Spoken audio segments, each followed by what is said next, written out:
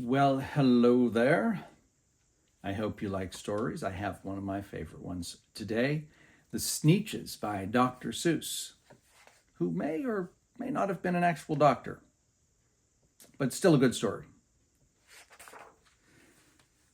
Now, the star-belly Sneetches had bellies with stars. The plain-belly Sneetches had none upon theirs.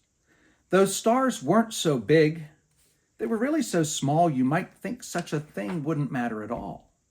But because they had stars, all the star-belly Sneetches would brag, "We're the best kind of Sneetch on the beaches." With their snoots in the air, they would sniff and they'd snort, "We'll have nothing to do with the plain-belly sort." And whenever they met someone they were out walking, they'd hike right on past them without even talking.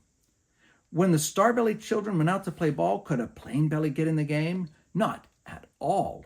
You could only play if your bellies had stars, and the plain-bellied children had none upon theirs.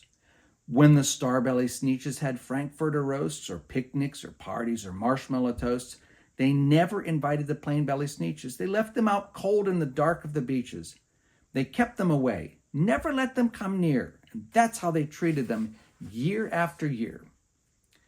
Then one day, it seems, while the plain-belly Sneetches were moping and doping alone on the beaches, just sitting there wishing their bellies had stars, a stranger zipped up in the strangest of cars. "My friends," he announced in a voice clear and keen, "my name is Sylvester McMonkey McBean, and I've heard of your troubles. I've heard you're unhappy, but I can fix that. I'm the fix-it-up chappie. I've come here to help you. I have what you need. My prices are low, and I work at great speed, and my work is 100% guaranteed."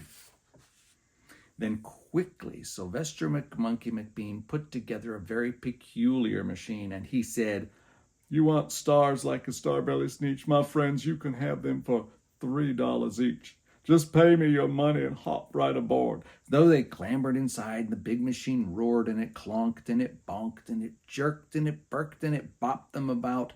But the thing really worked. When the plain-belly Sneetches popped out, they had stars. They actually did. They had stars upon theirs. Then they yelled at the ones who had stars at the start, "We're exactly like you. You can't tell us apart.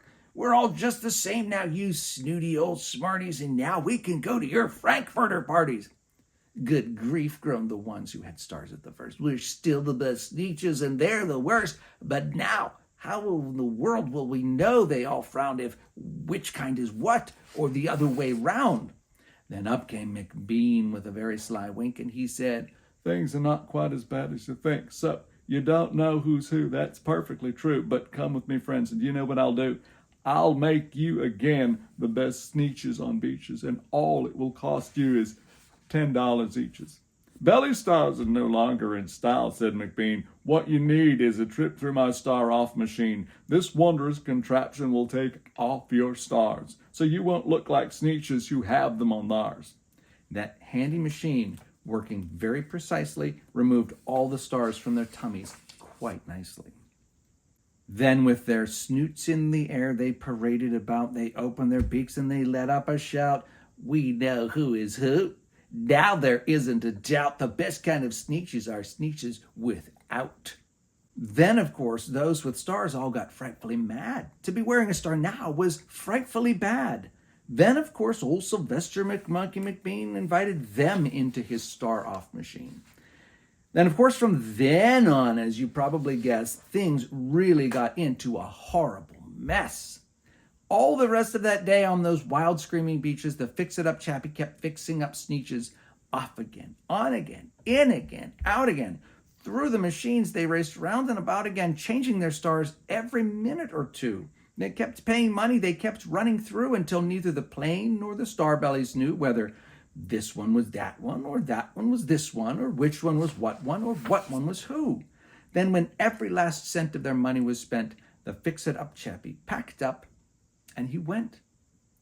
And he laughed as he drove in his car up the beach. "They never will learn, no. You can't teach a Sneetch." But McBean was quite wrong. I'm happy to say that the Sneetches got really quite smart on that day.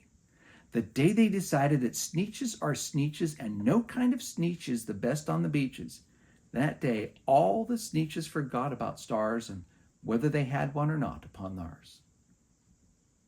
And that's the end. I hope you liked that one. Join me again next time for another cool story. Until then, peace and love.